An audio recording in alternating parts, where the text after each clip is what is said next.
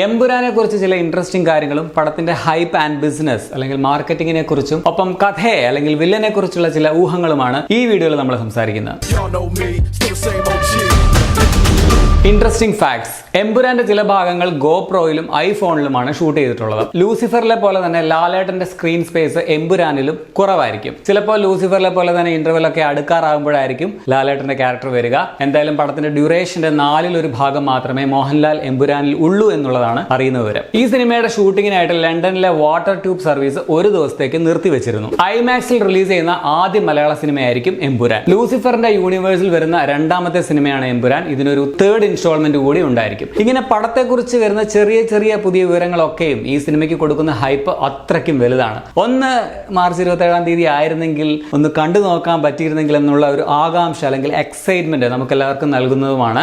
Book my ഷോയിൽ 24 മണിക്കൂറിനിടെ ഏറ്റവും കൂടുതൽ ടിക്കറ്റ് വിറ്റഴിച്ച നിലവിലെ സിനിമ എമ്പുരാനാണ്. അപ്പോൾ ഏറ്റവും പുതിയ വിവരം വെച്ചിട്ട് എമ്പുരാന്റെ പ്രീസെയിൽ ബിസിനസ്, അതായത് അഡ്വാൻസ് ബുക്കിംഗ് 58 കോടി കടന്നിരിക്കുന്നു എന്നുള്ളതാണ്. മലയാള സിനിമയെ സംബന്ധിച്ച് ഇത് തന്നെ ഒരു ചരിത്രമാണ്. ട്രേഡ് അനാലിസ്റ്റിന്റെ ഒക്കെ അഭിപ്രായ പ്രകാരം ഏറ്റവും പെട്ടെന്ന് 100 കോടി ക്ലബിൽ കയറുന്ന മലയാളം സിനിമ എമ്പുരാൻ ആയിരിക്കും എന്നുള്ളതാണ്. ഇപ്പോൾ ഓപ്പണിംഗ് ഡേയിൽ തന്നെ വേൾഡ് വൈഡ് ആയിട്ട് 40 അല്ലെങ്കിൽ 50 കോടിയോളം എമ്പുരാൻ കളക്ട് ചെയ്യുമെന്നാണ് ട്രേഡ് അനാലിസ്റ്റിന്റെ ഒക്കെ ഒരു അഭിപ്രായം. മലയാള സിനിമയെ സംബന്ധിച്ച് ഇത് ഒരു വലിയ ഫിഗർ തന്നെയാണ്. ഇപ്പൊ തൃശ്ശൂർ രാഗം തിയേറ്റർ മാത്രം നോക്കുകയാണെങ്കിൽ 1000 ആൾക്കാരെ ഒരു ഷോയിൽ അവർക്ക് ഉൾക്കൊള്ളാൻ പറ്റും. രാവിലെ 6 മണിക്ക് തന്നെ അവിടെ ഷോ തുടങ്ങും. അതായത് മാർച്ച് 27 മുതൽ അടുത്ത 4 ദിവസവും 6 AM തന്നെ ഷോ ഉണ്ടായിരിക്കും. ഈ ദിവസങ്ങളിലെ എല്ലാ ഷോസും ഓൾറെഡി ഹൗസ്ഫുൾ ആണ്. ഇതിൽ നിന്ന് തന്നെയൊക്കെ ഊഹിക്കാം എമ്പുരാന്റെ ഒരു ഹൈപ്പ്. പക്ഷെ എൻ്റെ ഒരു പേഴ്സണൽ അഭിപ്രായത്തിൽ കേരളത്തിൽ അല്ലെങ്കിൽ കേരളത്തിന് പുറത്തുള്ള മലയാളികൾക്കിടയിലുള്ള അത്രയും ഹൈപ്പ് മറ്റ് സ്റ്റേറ്റുകളിലെ ആൾക്കാർക്കിടയിൽ ഉണ്ടോ എന്നുള്ളതാണ്. ഇപ്പൊ നോർത്തിലാണെങ്കിലും സൗത്തിലെ മറ്റ് സ്റ്റേറ്റുകളിലൊക്കെ ആണെങ്കിലും അവർ കൂടുതലും അവരുടെ ഭാഷയിലുള്ള സിനിമകൾക്കായിരിക്കും പ്രാധാന്യം കൊടുക്കുക. ആ സിനിമകളെ കവച്ചു വെച്ച് എമ്പുരാനെ അവർ സെലക്ട് ചെയ്യണമെങ്കിൽ അത്രയും സ്ട്രോങ് ആയിട്ടുള്ള മാർക്കറ്റിംഗ് ആൻഡ് ഹൈപ്പ് പടത്തിനുണ്ടായിരിക്കണം. അത് കിട്ടിയിട്ടുണ്ടോ എന്നൊരു ചെറിയ ഡൗട്ട് ഇല്ലാതില്ല.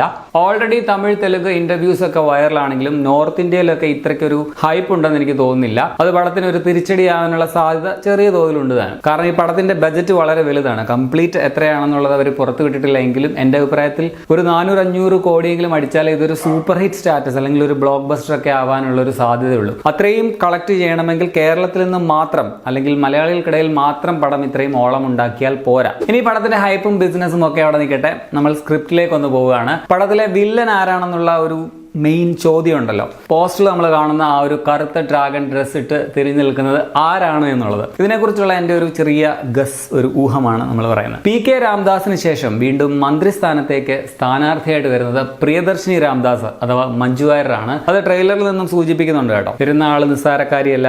അങ്ങനെ പ്രിയദർശിനിക്ക് സ്ഥാനാർത്ഥിത്വം ലഭിച്ചാൽ ചിലപ്പോൾ സഹോദരൻ ജതിൻ രാംദാസിന് ഉള്ളിന്റെ ഉള്ളിൽ ഒരു നീരസം അല്ലെങ്കിൽ ഒരു ശത്രുത ഉണ്ടാകാനുള്ള സാധ്യതയുണ്ട്.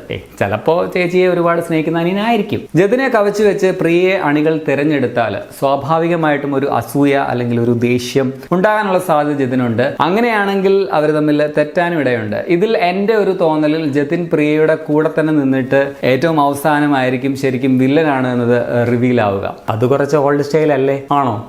എന്നാ പോട്ടെ. ദൈവപുത്രൻ തന്നെ തെറ്റ് ചെയ്യുമ്പോൾ എന്ന് ലാലേട്ടൻ അഥവാ സ്റ്റീഫൻ നെടുമ്പള്ളി പറയുന്നതും ടൊവിനോയെ കുറിച്ച് അല്ലേ എന്നുള്ളതാണ് സംശയം. സ്റ്റീഫന് PK രാംദാസ് ആണ് ദൈവം. അപ്പോ ദൈവപുത്രൻ ജതിനായിരിക്കുമല്ലോ. സോ എമ്പുരാനിൽ ടൊവിനോ വില്ലനായും ടൊവിനോയെ തകർക്കാനായിട്ട് സ്റ്റീഫൻ നെടുമ്പള്ളി മറ്റു ചെകുത്താന്മാരെ ആശ്രയിക്കാനും അല്ലെങ്കിൽ കൂട്ടുകൂടാനുമുള്ള സാധ്യത ഉണ്ട് എന്നാണ് ആ ഡയലോഗിൽ നിന്നും വ്യക്തമാകുന്നത്. കൂടാതെ പ്രിയ പലപ്പോഴും രക്തബന്ധത്തെ തള്ളിപ്പറയുന്നത് ട്രെയിലറിൽ കാണാം. ഇപ്പോൾ മനുഷ്യ ജീവിതത്തിന് മുകളിൽ ഒരു രക്തബന്ധത്തിനും വിലയില്ല എന്നൊരു ഡയലോഗ് പറയുന്നുണ്ട്. ഇത് ആരെക്കുറിച്ചാണ് എന്നുള്ളതാണ് ചോദ്യം. ഉറപ്പായിട്ടും ജതിനെ കുറിച്ചാണെന്ന് വിശ്വസിക്കുന്നു.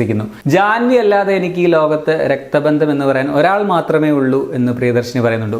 ഒരാൾ മാത്രം. അത് സ്റ്റീഫൻ നെടുമ്പള്ളിയെ കുറിച്ചാണോ ജിതിൻ രാംദാസിനെ കുറിച്ചാണോ എന്നുള്ളതാണ് മറ്റൊരു ചോദ്യം. സ്റ്റീഫൻ പ്രിയദർശിനിയുടെ ബയോളജിക്കൽ ബ്രദർ ആണെന്ന് കംപ്ലീറ്റ് സ്ഥിരീകരിച്ചിട്ടൊന്നുമില്ല. ഉണ്ടോ?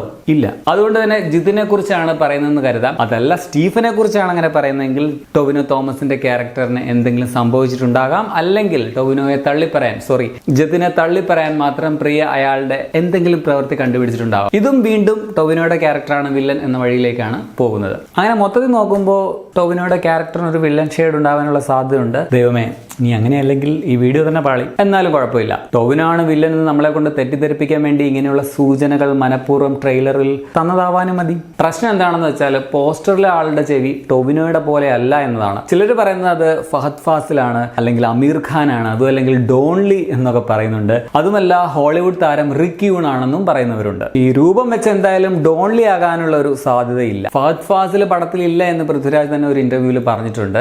അമീർ ഖാന്റെ ചെവിയൊക്കെ കറക്റ്റ് ആണ്, പക്ഷെ പോസ്റ്ററിൽ കാണുന്ന ആളിന് ഹൈറ്റ് കുറച്ച് കൂടുതലല്ലേ എന്നൊരു സംശയമുണ്ട്. ഇനിയിപ്പോൾ പോസ്റ്ററിലുള്ളത് ഫഹദോ അമീറോ ആണെന്ന് തന്നെ വെക്കുക. അങ്ങനെയാണെങ്കിൽ കൂടി കഥയിൽ ടോവിനോയ്ക്ക് എന്തോ ഒരു സംതിങ് ഫിഷി ഫീൽ ചെയ്യുന്നുണ്ട്. ജതിന് പുറത്തൊക്കെ പഠിച്ച ആളാണ്, അവിടെ അയാൾ എന്താണ് ചെയ്തുകൊണ്ടിരിക്കുന്നത് നമുക്ക് അങ്ങനെ വ്യക്തമായ ഒരു ധാരണ നൽകിയിട്ടില്ല. സോ നെഗറ്റീവ് ഷെയ്ഡുള്ള ഒരു ക്യാരക്ടർ ആവാനുള്ള സാധ്യത ഇല്ലാതില്ല. പക്ഷെ വ്യക്തിപരമായിട്ട് ഞാൻ ആഗ്രഹിക്കുന്ന ഇത്തരത്തിലുള്ള പ്രഡിക്ഷൻസ് എല്ലാം തകിടം മറിച്ചുകൊണ്ട് നമ്മൾ ആരും വിചാരിക്കാത്ത വേറൊരു രീതിയിലായിരിക്കണം ഇതിന്റെ കഥ, അല്ലെങ്കിൽ ആ ഒരു വില്ലൻ ആരാണ് എന്നുള്ളതൊക്കെയാണ്. സംഭവം ഊഹത്തിനപ്പുറമാകുമ്പോഴാണല്ലോ ഒരു ഹൈനസ് നമുക്ക് കിട്ടുക. നമ്മൾ ചിന്തിക്കുന്നതിന് അപ്പുറമാകട്ടെ എമ്പുരാൻ എന്ന് ഞാൻ ആശംസിക്കുന്നു. എന്തായാലും വെയിറ്റ് ആൻഡ് സീ. അപ്പോൾ ശരിയാണ്.